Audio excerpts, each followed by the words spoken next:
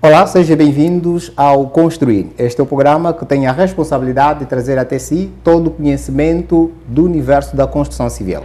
E hoje trazemos um tema bastante importante. Vamos falar sobre os desafios e soluções do processo de restauro de patrimónios. E o meu convidado hoje é o arquiteto Garcia Teca, não é? Que vai então aqui emprestar o seu saber relacionado ao tema que nos propusemos em trazer hoje, que é o desafios e soluções no restauro de patrimónios.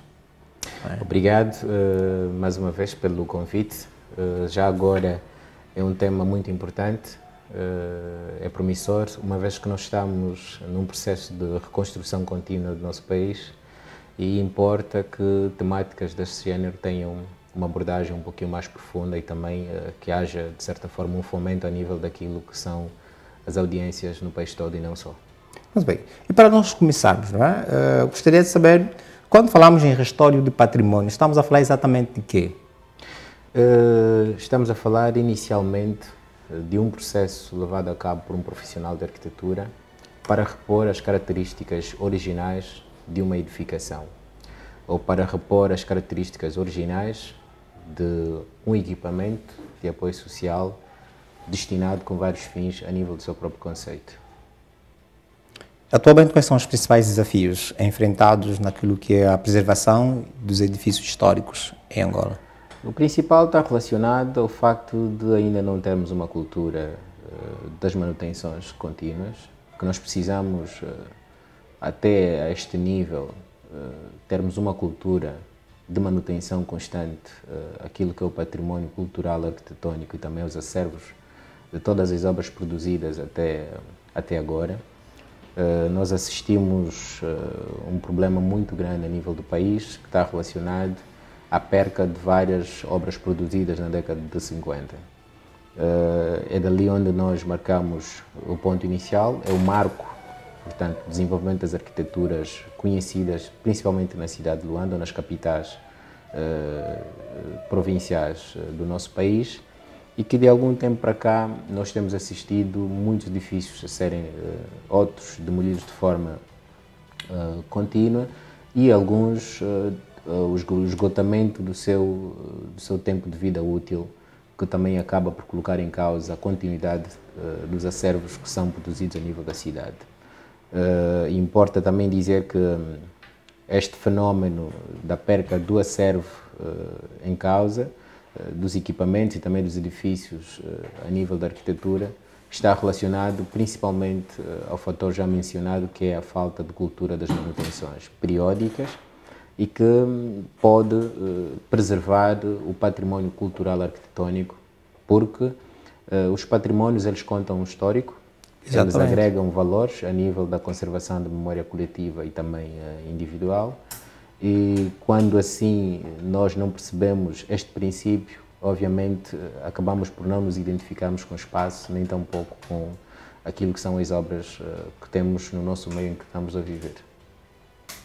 E quais são os principais desafios enfrentados naquilo que é o restauro dos patrimónios histórico e cultural que existe? Pronto, o principal desafio, quase isso ocorre em muitas cidades a nível do mundo. Um é o interesse do setor imobiliário e também as questões do capitalismo, que acabam, de certa forma, retificar ou então alterar a função original de vários patrimónios.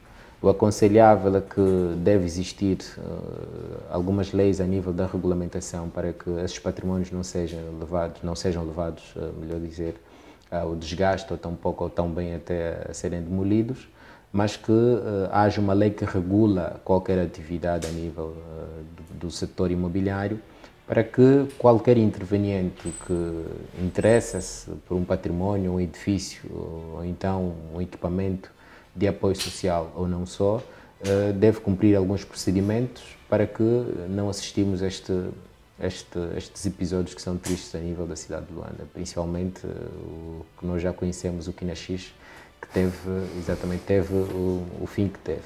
Portanto, há também a questão da Fortaleza, né?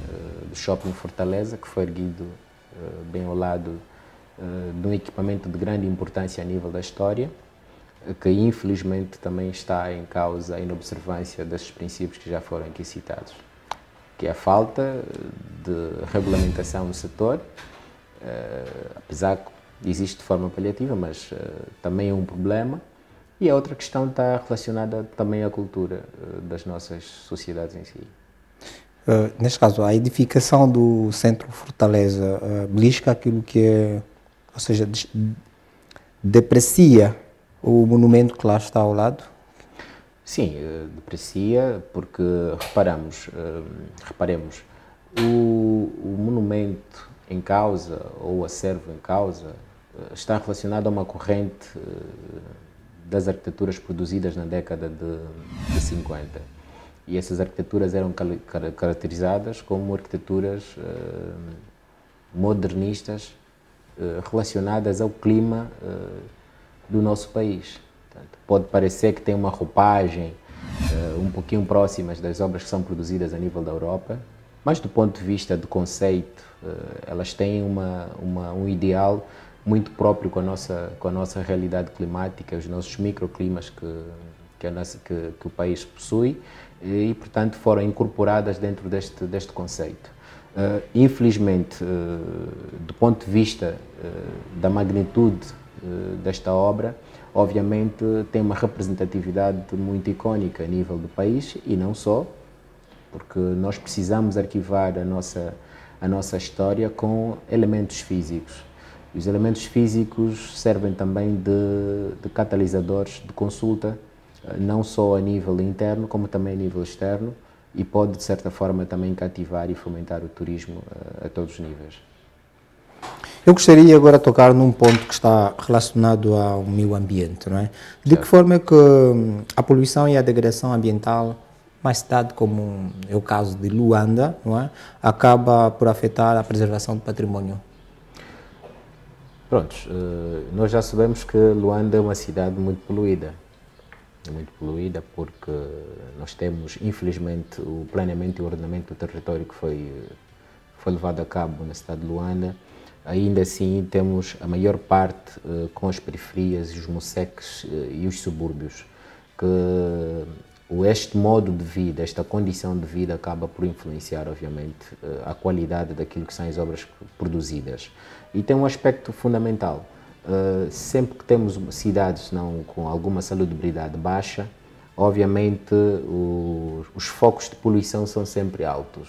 Nós sofremos uma grande propagação de pó, poeira, isso derivado da falta de condicionamento de estruturas próprias, principalmente a nível de paisagismo e também de programação e produção de um ambiente saudável a nível da arquitetura e urbanismo, acaba por colocar em causa também a continuidade e o tempo de vida útil de muitos edifícios. É preciso elevar aqui um aspecto que é muito importante, está relacionado à forma como o edifício é concebido, ou seja, o conceito no qual o edifício é concebido. Todos os edifícios têm contextos diferentes do ponto de vista de conceitos, e estes conceitos acabam por definir depois um conjunto de intervenções, principalmente a nível dos materiais, a nível das soluções construtivas, a nível também do processo de ser alocado num espaço próprio. E há alguns materiais que são vulneráveis e flexíveis a esse tipo de propagação de poluições. Obviamente muda a roupagem, muda as características não só estéticas como também de segurança estrutural, colocando em causa também o tempo de vida útil dessas edificações. Portanto, está relacionado o pó, que é propagado constantemente, o som, que é propagado constantemente. O som também é um outro elemento nocivo a nível de de saúde dos edifícios. Obviamente existem muitos edifícios, o facto de não terem isolamentos acústicos, não terem um conjunto de tratamentos para contrapor essas ações do som, obviamente começa a colocar em causa também algumas patologias que vão derivando-se por ali. Portanto, temos um grande foco de poluição a nível destes elementos que foram citados. O pó, o som, a umidade, que é constante também, a filtração das águas. Nós sabemos que quando chove tem sido um problema muito grande na cidade de Luanda, por falta ainda da definição das macrodrenagens, que facilita então o escoamento correto até os pontos de descarga destas águas. Obviamente começa também a colocar em causa a vitalidade das superestruturas de vários edifícios que nós temos, quando recebem constantemente grandes focos de correntes de água. E a outra está também relacionada em vários pontos onde nós temos vários lençóis freáticos, temos muitos aquíferos, e que depois também coloca em causa, pode fragilizar, obviamente, as estruturas e o tempo de vida útil das nossas edificações. Quanto aos materiais, é levado em consideração, ou seja, para melhor esclarecimento, que tipo de materiais exatamente deve-se levar em consideração quando pretendemos restaurar um património cultural? Ou seja, o tipo de material é levado em consideração? Sim. É levado em consideração porque o arquiteto responsável em restauro do património, ele tem a disciplina fundamental de investigação. Portanto, ele precisa, inicialmente, para fazer uma intervenção, precisa definir alguns pontos de pesquisa, e uma delas está relacionada às técnicas de construção executadas naquele período. Portanto, este é o fator inicial, porque é a partir dali onde depois começamos a derivar os aspectos fundamentais para garantir uma intervenção assertiva. E, normalmente, muitas construções que foram executadas na década de 50, os materiais utilizados na altura são as pedras, não é? O cal também, o cimento misturado com cal, e algumas pinturas foram feitas a fresco, outras pinturas têm uma textura e uma aplicação muito diferente em relação à era atual. Então, quando nós conseguimos fazer esta relação, este processo comparativo e apurarmos as técnicas reais que estiveram na base de execução daquele edifício, obviamente nós conseguimos nos aproximar a uma intervenção mais assertiva e realista. Este é o ponto fundamental, é a identificação das técnicas de construção e os materiais sensíveis utilizados naquela altura, e que muitos deles descontextualizam-se com os materiais atuais. Pronto, obviamente na altura, por exemplo, não tínhamos muita proliferação do vidro, como atualmente nós temos. As esquadrias que eram utilizadas na altura eram muito mais madeiras e também ferro. E este ferro também tinha outra problemática, não tinha tratamento anticorrosivo, por exemplo. Estes tratamentos anticorrosivos, depois de um período de transição e de elevação da tecnologia das indústrias de construção, as intervenções para garantir a continuidade e o tempo de vida útil de vários elementos alocados nesta obra passa a ser uma questão muito sensível. Por exemplo, a questão dos ferros, é preciso que haja uma intervenção de produtos anticorrosivos, como a metalização e vários outros que existem. Existem N tipo de intervenções para garantir o tempo de vida útil dos materiais que lá foram utilizados, principalmente dos ferros. E também temos um problema que tem uma grande incidência, que é a propagação da salite.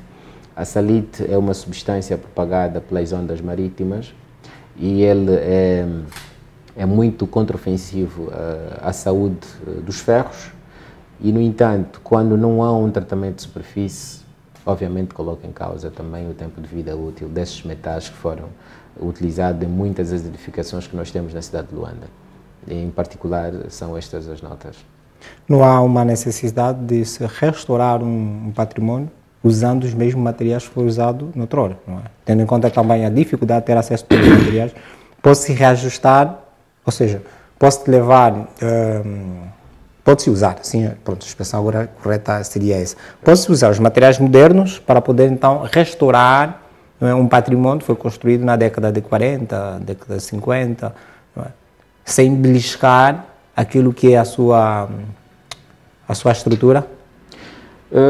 É possível, mas se for o caso, se esta intervenção for muito incisiva ou radical, então pode descontextualizar o processo de restauração. Porque a restauração é repormos o traçado genuíno da obra.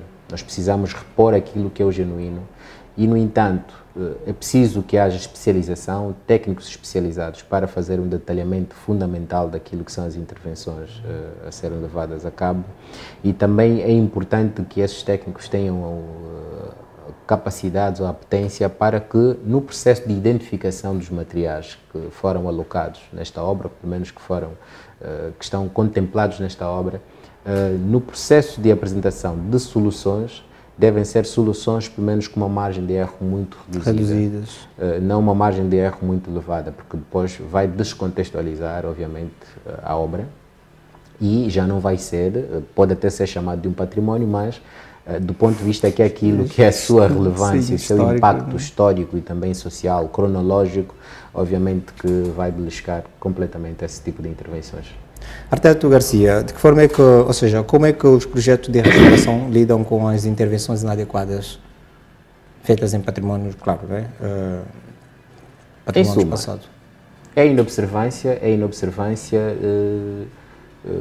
das intervenções reais que devem ser feitas. Portanto, existem vários tipos de intervenções a nível de restauração, principalmente a requalificação, renovação, revitalização. Existem vários tipos de intervenções. Ora, se a ideia é restaurarmos, então precisamos dar o seu verdadeiro poder na obra. Precisamos dar o seu verdadeiro conceito.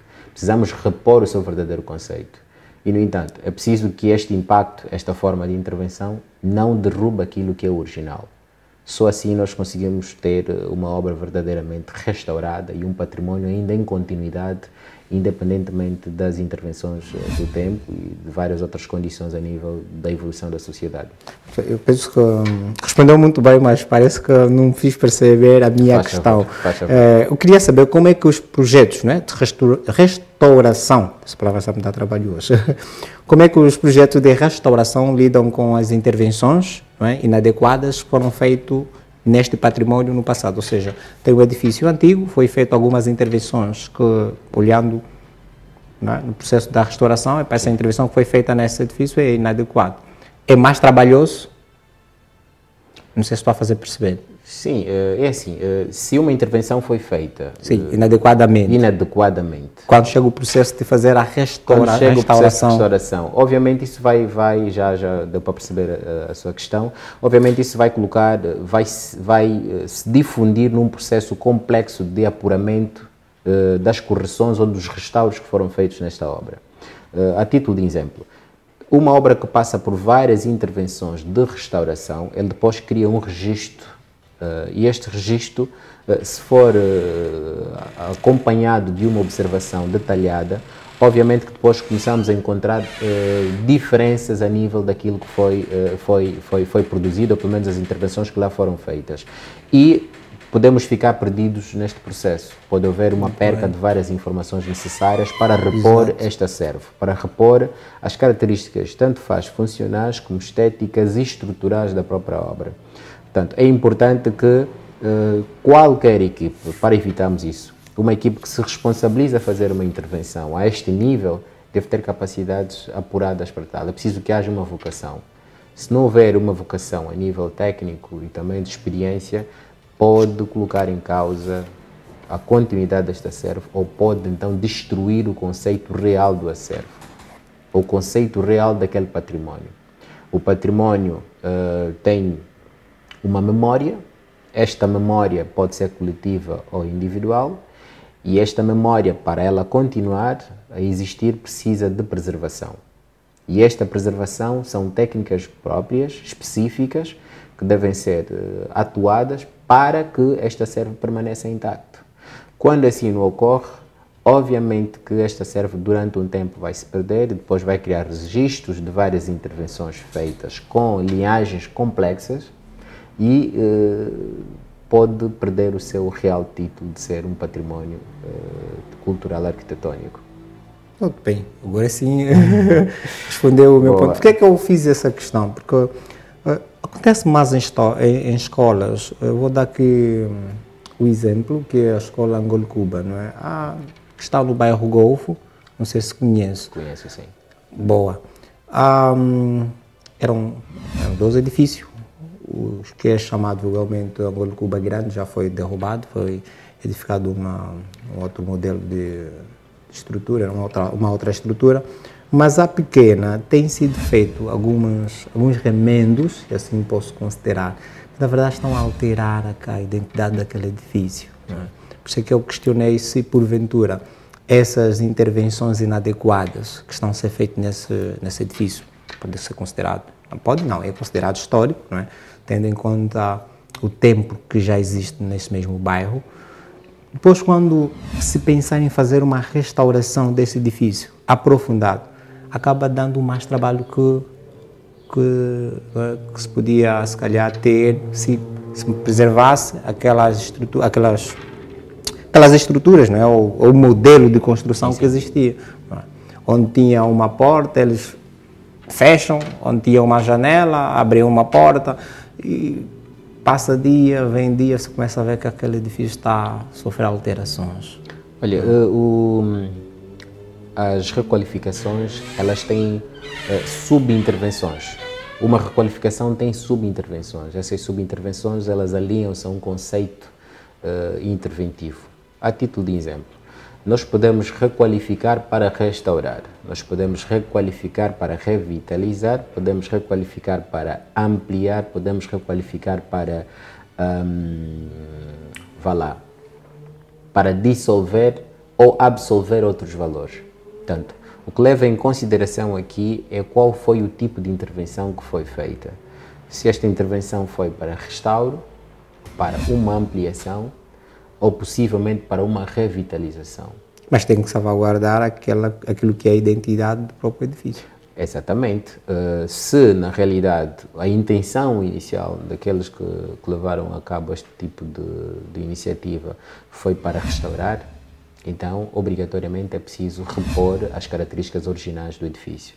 Agora, se foi para uma ampliação, uma intervenção diferente daquilo que foi da inicial, então obviamente é possível que não vamos levar a uma crítica o que lá foi feito. Possivelmente esteve na base de quem interviu dar um outro uso, uma outra função àquele equipamento escolar. Pronto, bem observado. Pulando de assunto, vamos aqui falar do nosso tema, não é? Não fugimos, estávamos a procurar trazer uma realidade diferente. Claro. Quais são os métodos mais eficazes para garantir que os novos materiais usados, não é, em restauração sejam compatíveis com os materiais tradicionais? O primeiro método nas intervenções é a pesquisa. O primeiro método é a pesquisa. Depois da pesquisa, apurarmos a técnica de construção que foi utilizada naquela altura e também os materiais, tanto faz de equipamentos a todos os níveis, elementos ornamentais.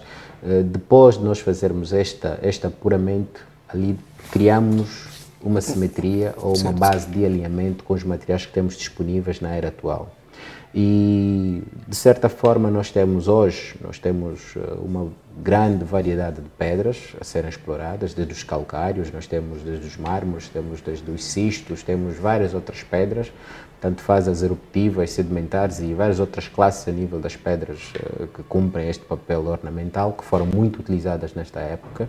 São pedras com superfícies muito bem polidas, trabalhadas, apesar da falta de tecnologia naquela altura, mas havia uma capacidade muito elevada dos técnicos para poderem polir essas faces para pedras ornamentais, tanto faz com funções para os pisos, para lambris, paredes e vários outros elementos ornamentais. E também o ferro atual. Nós temos um ganho, por exemplo, os ferros no passado não tinham aquele tratamento anticorrosivo E se tinham, podiam fazê-lo de outras formas, não com muita garantia de tempo de vida útil, mas hoje temos já à disposição estes elementos, ou pelo menos estes produtos anticorrosivos, ou estas ações, para garantir então mais tempo de vitalidade às nossas estruturas, aos nossos elementos e também aos materiais ornamentais utilizados nessas obras. Okay. E quais são os principais dilemas éticos enfrentados na restauração de patrimónios culturais e históricos em Angola? Primeiro, as questões étnicas são resolvidas em vários fóruns. Um está acompanhado a questão cronológica e também antropológica do nosso próprio povo. Nós sabemos que existem vários aspectos a nível das culturas, desta vasta malha cultural que nós temos no país e que, de certa forma, temos culturas um pouquinho não convergentes em muitos aspectos, mas que muitas delas também têm um apego muito forte com aquilo que é o produto vivo e físico que eles conseguem vislumbrar. Basta ver as cidades do litoral, tanto faz do interior do nosso país, nós conseguimos notar que muitas obras que lá estão têm um conto, têm uma relação muito próxima com a história daquele local e, obviamente, os aspectos étnicos também asseguram-se, porque há sempre um aspecto ou outro, né, perdão, que acaba por correlacionar este processo. Então, quanto a este nível, obviamente, o que se espera é que estas pessoas que assistiram o desenvolvimento de muitas obras ainda assim consigam ver elas mantidas aí intactas e não sofrerem ações nocivas para derrubar aquilo que é o acervo arquitetônico que lá existe nesses espaços. Os projetos de reestruturação e restauração, pronto, eu estou sempre a falar reestruturação, ainda estou preso. O processo de restauração em Angola tem equilibrado a necessidade de preservação com a demanda por usos públicos e turísticos dos patrimónios? Não muito, porque, como sabe, muitas obras produzidas, principalmente na década de 50, e muitas delas acompanharam o processo da encruzilhada cá da escravatura. Estas obras que foram produzidas naquela altura, muitas delas foram se perdendo durante o tempo. O acervo está sendo reduzido até agora, devido mesmo a vários aspectos. Uma está a necessidade de dar uma nova roupagem às capitais das províncias, outra está também o fator dos conflitos da imobiliária versus os interesses do capitalismo, e também o outro aspecto está o facto da população, por exemplo, a sociedade, não se identificar com estas obras como elementos de continuidade da história. Isto é um aspecto. O outro é o facto também da inobservância, talvez de estratégias contínuas para a criação de uma cultura de manutenção periódica e preventiva a estas obras. Que apreciação é que faz da requalificação das obras do Quinaxis? Primeiro, é verdade que um grande monumento foi retirado, ou pelo menos uma grande obra, uma obra icónica foi retirada. Nasce agora ali 2 torres e também uma praça com as fins da Rainha Ginga. A maior apreciação feita, talvez um bónus neste nível, é o facto de termos ali a exposição de uma heroína que enfrentou aquele conflito da luta contra o colonialismo, e também o estacionamento que nós teremos ali, que é uma situação já mencionada várias vezes na cidade de Luanda. Do restante, do ponto de vista de preservação, entrando agora no nosso tema, e de continuidade, obviamente foi um pecado que nós cometemos quando o antigo mercado foi demolido. Mas pronto, são circunstâncias da vida, precisamos continuar a apelar para que as consciências fiquem muito mais abertas para caracterizarmos a nossa cidade. Talvez de algum tempo para cá, ou pelo menos lá mais à frente, nos tornarmos mais ousados em dizermos que temos uma nova, antiga Luanda, não é assim? Temos a antiga Luanda e ganhamos uma nova Luanda. E a antiga Luanda pode cativar e atrair muitos turistas, obviamente porque temos um acervo muito grande, ainda está intacto algumas obras, Então é possível ainda chegarmos até este nível. No processo de restauração, não é, dos patrimónios culturais, é importante a intervenção, ou seja, a colaboração de diferentes especialidades, não é? Certo. No caso da engenheiro civil, perdão, não é? Engenheiro civil, o arquiteto, um historiador. Fala-nos da importância dessa colaboração num processo de restauro de património cultural. A importância do processo de colaboração destes profissionais, ela resulta num único objetivo: é chegarmos até o cerne da questão, que é a devolução das características reais daquele património. Quando estes profissionais congregam-se, eles definem objetivos específicos do ponto de vista de atuação. O engenheiro civil encarrega-se na avaliação da superestrutura do edifício, dos elementos estruturais que compõem a estrutura do edifício, e o historiador faz uma avaliação, ou pelo menos faz uma correlação dos aspectos cronológicos e também dos eventos mais importantes que marcaram aquela edificação. E o engenheiro eletrotécnico, obviamente, também faz a avaliação dos sistemas e também do conceito das estruturas a nível da eletricidade, ou pelo menos das infraestruturas elétricas que foram alocadas naquela altura, tanto faz também os sistemas de emergência, os sistemas de ventilação e outros. Obviamente, também tem outros intervencionistas, como o engenheiro geólogo, que também faz a avaliação, obviamente, da natureza do solo onde aquele edifício foi alocado, se num período,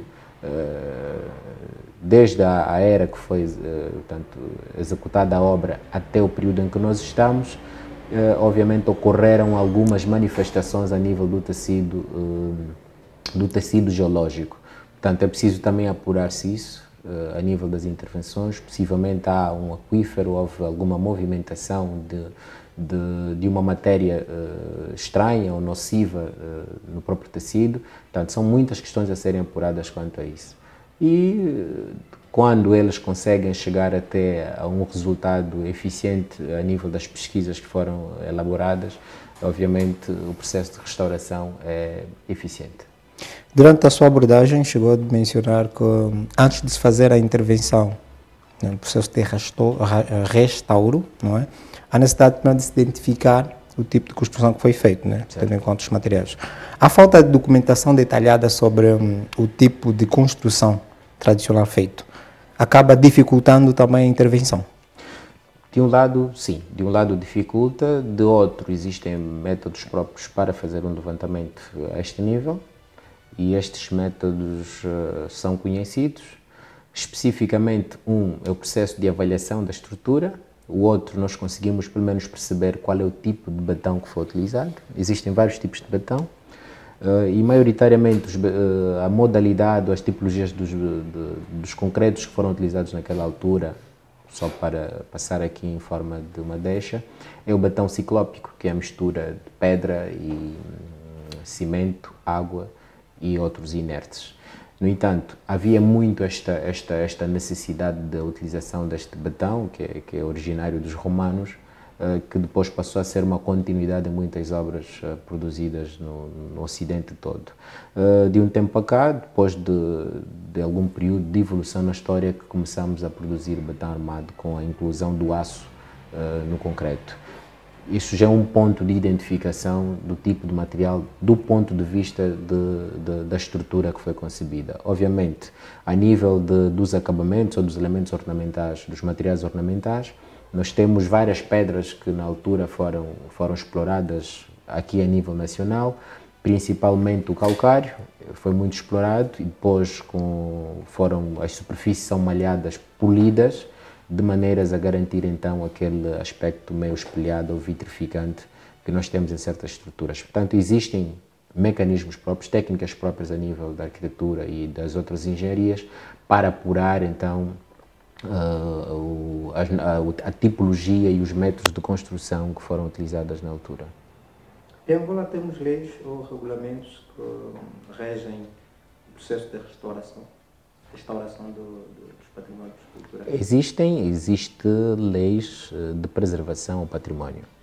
Leis de preservação ao património. Existem alguns aspectos que é preferível não levá-los muito mais a cabo, para não ser uma área de domínio, mas obviamente existem leis de preservação do património. Agora, a regulamentação a nível das intervenções a serem feitas no património, isto é um aspecto que possivelmente precisamos aprofundar mais para trazê-lo com bases, como é que funciona isto. Mas se o caso existir algum diploma que referencia estas formas de intervenção, obviamente tem de passar para a regulamentação para facilitar que os processos a este nível sejam feitos com alguma prudência para não colocar em causa a perca de mais acervos a nível da arquitetura. Portanto, e quais são as técnicas modernas que estão sendo aplicadas no processo de restauração dos patrimónios culturais? Um deles está relacionado à fortificação das estruturas. A fortificação das estruturas, das superestruturas, por exemplo, pode ser por via de estruturas metálicas para fortalecer a estrutura anterior, né, de forma a assegurá-la para que ela não se perca. A outra está relacionada também ao tratamento de alguns materiais que foram alocados naquele acervo, pelo menos naquele património, como obviamente já citei aqui os materiais anticorrosivos para os ferros. A nível das madeiras existem alguns tratamentos também de superfície para evitar a putrefação das madeiras. Existem vários tipos de vernizes espalhados a nível dos mercados. A nível de pedras também existem vários tipos de pedras que podem ser utilizadas, tanto faz ornamentais como também para elementos estruturais. E quanto às comunidades? No processo de restauração, há necessidade de envolver também as comunidades? Certo, porque a história ela deve ser contada apesar de termos o acervo ou o património identificado, mas a história está relacionada ao tecido social. As pessoas preservam a memória contada, e esta memória contada obviamente acaba por alinhar-se aos elementos físicos expostos nas nossas cidades. E normalmente o que acontece, sempre que fizemos uma intervenção, obviamente tem de passar por um processo de auscultação.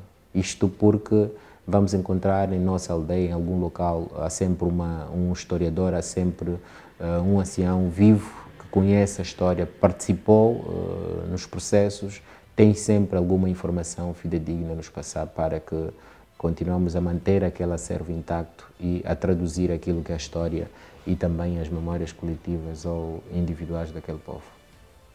Muito bom. Exato. Também faz com que o cidadão se sinta valorizado, não é?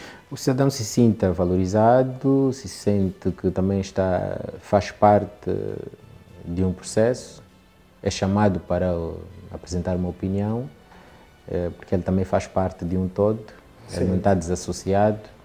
Então, acho que é importante, quando se faz este tipo de intervenção, chamarmos também aqueles que fazem parte daquele ambiente, aqueles que estão, obviamente, inseridos naquele espaço, porque também têm um parecer. Perdão, também têm um parecer. Considerando as nossas limitações económicas, quais seriam as melhores formas de financiar projetos de restauração de patrimónios em Angola? Olha, desculpa, estou com tosse. Estou com... Exato, pronto. Compreensível. Ok. É assim, primeiro é percebermos os impactos que podem existir, não é? E os impactos que podem existir a nível do restauro, o mais conhecido é fomentarmos o turismo. Existe um grande ganho na preservação dos nossos patrimónios, existe um grande ganho alinharmos isto ao turismo. A título de exemplo, nós temos a Europa. A Europa, muitas cidades na Europa são chamadas de cidades velhas devido a estas obras icónicas, devido a estas obras intemporais. Estas obras intemporais é que fazem com que as pessoas visitem e se identifiquem. Nós temos o Arco do Triunfo, portanto, temos o Arco do Triunfo na França, temos o Arco do Triunfo na Itália, que são monumentos históricos que representaram tempos de superação e também de conquista de vários imperadores. E estes são narrados em histórias, mas também, de certa forma, é possível constatar, alinhar este conto àquilo que é a realidade visível e tocável, né? Então, existem N vários acervos a nível da Europa que podem ser relacionados com os contos que nós temos nas histórias. E isto cativa, obviamente, fomenta o turismo, fomenta o interesse de abordagem e de aprofundar o papel histórico daquelas obras e continuar a mantê-las para que se tornem intactas e que beneficiem aquele povo que está ladeado e também o próprio país em si. Em Angola tem algum monumento que gostaria de intervir no que é a restauração? Existe vários. São vários. São vários. Se tivesse que apontar dois, quais seriam? Se tivesse que apontar, é o Sagrada, a Igreja de Sagrada Família. A Igreja de Sagrada Família interessa-me, porque acho que é... Porque, do ponto de vista das intervenções do arquiteto que esteve na base da concepção desta obra, penso eu que a obra é uma das obras icónicas que nós temos. Do ponto de vista da volumetria, a forma como correlacionou o espaço onde foi inserido, a expressão da própria arte nas fachadas e também a funcionalidade a nível do próprio ambiente interno, eleva-me a este nível. E também tem um aspecto que está relacionado aos vitrais, né? Que os vitrais foram elementos concebidos em certas fachadas, que são aquelas janelas com vários fragmentos de vidros com cores diferenciadas, que alinha-se isto à aurora logo ao nascer do sol. Ele consegue captar uma aura diferente, ou pelo menos uma propagação de uma luz com cores diferenciadas, como se fosse o arco-íris. Portanto, a maneira como o arquiteto definiu-se e ele debruçou-se do ponto de vista artístico e funcional, isto é muito relevante para mim. É incrível te ouvir a falar. É incrível, ok. Esse patrimônio. Qual seria o segundo patrimônio? Olha, o segundo seria a Fortaleza de São Miguel. Fala-me disso. Prontos, primeiro é que é histórico, não é? É histórico, as fortalezas foram construídas sempre na base, são conhecidas como arquiteturas militares, porque são, são elementos de defesa, são construções de defesa e dali escoou-se muitos escravos, travaram-se algumas batalhas possivelmente e, no entanto, era aumentar o seu valor representativo do ponto de vista da nossa história. Era aumentar este valor, era dar mais significado, era apresentar a ele mais roupagem para que as pessoas identifiquem-se e pronto, consigam notar que muitos aspectos da nossa história que são narrados em livros existem elementos físicos expostos que conseguem nos contar melhor quando a gente toca e observa ao loco essas estruturas. Mas ao lado tem o Centro Fortaleza, como já destaca aquela hora. Se acaba de apreciar o... Claro. Prontos. Se dependesse de ti, seria promovido? Olha, existe um modelo... A sua opinião? Sim, existe um modelo de intervenção que é feito a nível dos patrimónios. Quando nós conhecemos o conceito e o valor histórico daquela obra, qualquer projeto que trouxermos para agregar a mesma tem de trazer uma abordagem de melhoria ou de acréscimo do conceito que ele já tem. Portanto, deve ser assim. Alinhado a isto, nós vamos encontrar várias obras que nós temos, ela completamente em ruínas, mas que temos um outro edifício que também tem uma roupagem diferente. Isto é importante, mas está alinhado ao conceito, não foge do conceito, para correlacionar o passado e o futuro.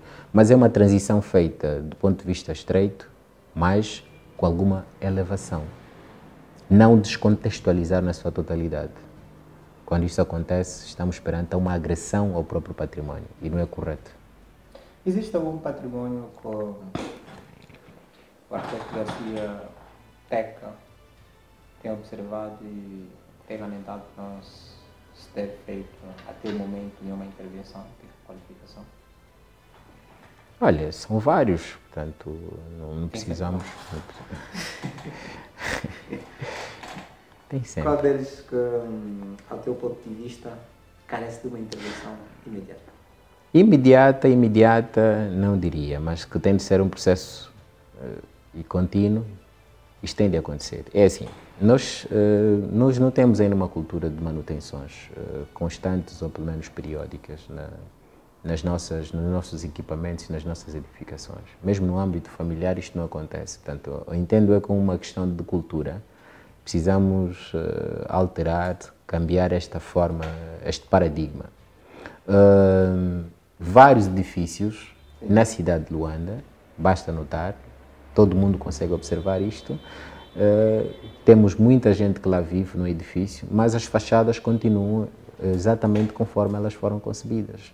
Algumas não recebem nenhuma pintura, os materiais nas fachadas não têm sofrido pelo menos alguma requalificação e mesmo os elementos de comunicação vertical, escadas e por ali fora, permanecem de igual modo. Então é uma questão de cultura. Não é possível garantir o tempo de vida útil. Há edifícios que autorregulam-se ou autossustentam-se do ponto de vista de vitalidade, continuarem vivos e intactos. Não é possível. Os edifícios são estruturas inanimadas e que precisam da ação humana para garantir que elas sobrevivam. E quando isto não acontece, é inevitável assistirmos um ciclo de demolições constantes, ou pelo menos dessas edificações, a perigarem aqueles que são os habitantes e depois chegamos até a uma decisão extrema de demolir mesmo. Ao demolir, terceiro ponto também estamos perdemos o património e o acervo começa a ser reduzido a nível das obras que foram produzidas. Já não temos tanto, né? Pois. São todas centralizadas. Exato. Há necessidade também de se criar alguns monumentos em algumas províncias e municípios. Por exemplo, Zapa não tem nenhum. Né? Sim. Primeiro é preciso percebermos em qual ponto nós definimos que esta obra é um monumento ou não é. Todas as obras que, durante o tempo, observou uma história, tornou-se intacta e a sua importância do ponto de vista funcional, estrutural e histórico ainda permanece, isto é um património. Mesmo a nossa residência pode ser considerada um património. Por isso é que nós assistimos vários edifícios lá fora que são leiloados, mas são a título individual, são residências concebidas num contexto diferente, têm uma história, e essa história e depois as técnicas que foram construídas, os avalistas a nível de imobiliário e também a nível da arquitetura, conseguem concluir que esta obra teve verdadeiramente uma intervenção a nível da arquitetura e de arte. Então esta obra passa a ser também um património. Quando está localizado o movimento Soldado Desconhecido, né? Tudo Soldado Desconhecido. Sim. Na sua opinião, seria o local mais ideal? Uma provocação, né? Há quem diga que pronto, o Tubo de Soldado Desconhecido é como se fosse um cemitério. Sim. No coração da cidade. Pronto, eu vou considerar aí no coração da cidade. Junto ao banco, seria o local mais ideal, mais adequado, perdão. Aquilo entra no título, na temática das acrópolis, né? Praticamente estamos a falar de monumentos que espelham pessoas que desempenharam alguma função, mas que infelizmente não se fazem vivo, né? Não se fazem presente, e que mesmo assim ainda foi necessário ilustrá-los a partir de uma figura representativa do ponto de vista artístico para internizar os atos deles, ou os feitos que eles de certa forma, desempenharam num dado momento da história. Pronto, isso pode dividir várias opiniões. Pode ser um dos locais, ou não, mas nós temos um tecido muito grande a ser explorado do ponto de vista urbano, para nós criarmos essas nossas intervenções, muito. Então, é preciso que a sociedade se sinta mais convencida, identificada com o meio e com os acervos que nós temos. Acho que esta é a base para qualquer tipo de intervenção. E qual é o futuro de restauro de património de Angola e quais são as inovações ou tendências, não é, modernas que podemos esperar nos próximos anos? O futuro ainda aponta para um efeito mais ainda declinador. Acho que ainda vamos declinando quanto a isto. É assustador. Não, pronto, eu acho que é sabido, não precisamos calcular tanto para perceber que este é o caminho que nós estamos a trilhar. Quando há constante inobservância destes aspectos da preservação dos patrimónios que nós temos e também o facto da própria sociedade ainda não se identificar com a cultura das manutenções. Portanto, não é possível que no futuro próximo a gente assistisse com uma varinha mágica. Exato, as coisas alterarem como deve ser. É preciso ação humana neste papel, mas ainda nós estamos a um bom passo. É preciso chamar a atenção para todos nós, é possível, para começarmos a nos identificarmos com as obras e não precisa ser a nível das estruturas do Estado apenas, mas também nós, enquanto cidadãos que vivemos num certo edifício, não é? Também é possível restaurarmos aquele património. Como é que vamos cultivar essa cultura de preservação? É a identificação com o meio. Como é que vamos ajudar as pessoas a se identificar? É muito simples. É muito simples. O fator principal é perceber que quando nós estamos num meio, este meio não transmite apenas individualidades, mas transmite também sensações de coletividade. É preciso isto. Quando as pessoas identificam-se com esta lição, obviamente muitos aspectos relacionados ao individualismo, a um comportamento individualista, é dissolvido dentro desta base. Acho que é dissolvido dentro desta base. As pessoas, quando aprendem a identificar-se com o todo, e porque não estão isolados, ainda mais num edifício multi-apartamento, como vários que nós temos na cidade de Luanda, começam a perceber que nós estamos perante a tal parábola do Titanic. Independentemente da classificação das classes, mas se depois batam um iceberg, naufraga e ninguém é poupado. Nem é poupado, nem as classes executivas, nem tampouco as classes económicas. É preciso termos este conceito, esta ideia, esta iniciativa, este pensamento congregacional, este pensamento não muito individualista, né? Pode até ser em alguns aspectos, mas quando se trata de um edifício, é um corpo único, apesar dele ter distribuições de apartamentos que eleva o lado individual, mas é um único corpo. Quando ele é colocado, ou seja, quando a sua estrutura é perigada por uma patologia nociva até o ponto de transmitir alguma inquietação ao tempo de vida útil, obviamente todos pagam. Todos pagam. E este restauro do património é possível que ele ocorra em todas as extensões dos moradores dos edifícios, principalmente a alteração da estética, né, das fachadas, dos materiais ornamentais, que lá estão expostos em fachadas e também no interior dos edifícios. E muitas patologias que depois se difundem dentro desse edifício são derivados deste comportamento individualista. É derivado deste tipo de comportamento. Ora, quando a salubridade não é tida em conta, quando a higienização dos espaços não é tida em conta, que também é um outro mecanismo que ajuda a garantir a vitalidade dos materiais que lá foram alocados, obviamente, muitas doenças são proliferadas neste meio, até alguns insectos nocivos à saúde humana. E não é só 1, 2, 3 que pagam, todo mundo paga. E depois alguns focos de poluição são produzidos nessas instâncias e depois acabam por se proliferar até nas redes técnicas, nas tubagens, nos canos que nós temos das redes de esgoto e por ali fora. Todo mundo depois, de uma forma ou outra, começa a assistir os efeitos deste comportamento individualista. Então é preciso esta nota, este realce, para alterarmos estes paradigmas, não é? A nível das academias, já temos discutido isso? Penso que sim, talvez não numa escala tão alargada como se espera, mas penso que já se discute, mas é preciso que as academias também desempenhem o seu papel social por via de colóquios, por via de centros de concertação para abordar esses assuntos que interessam a todos, interessam a toda a sociedade. Eu acho que será o ganho para todos nós. Não penso que estamos aquém disto acontecer.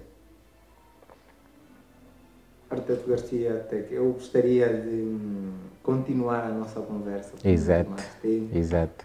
Mas, infelizmente, nós chegamos ao final do nosso programa. Não é? Eu Certo. quero-me agradecer pela sua disponibilidade. Obrigado. Aceitar o convite e Exato. prestar o seu conhecimento. Boa.